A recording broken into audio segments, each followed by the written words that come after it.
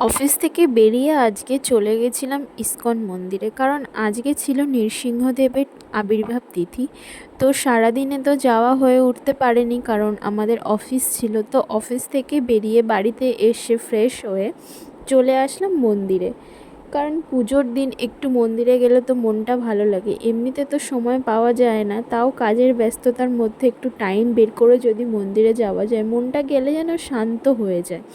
আগেও আমি একটা ভিডিও করেছি এই মন্দিরেরই। সত্যি যখনই যাই মন্দিরে মনটা কেমন যেন পুরো শান্ত হয়ে যায়, মনে হয় এখানেই ঘন্টার পর ঘন্টা বসে থাকি আর সারা দিন ভগবানের দিকে শুধু চেয়ে থাকি। কী যে আছে এই মুখে জানি না, সারাক্ষণ মনে হয় চেয়ে থাকি। তো 8:30টায় মন্দির বন্ধ হয়ে যায়, তো তারপর বেরোলাম। আর বাইরে যেহেতু আজকে পূর্ণিমা ছিল, তো দেখতেই পাচ্ছ চাঁদটা দেখতে খুবই সুন্দর লাগছিল। তো কেমন হয়েছে ভিডিওটা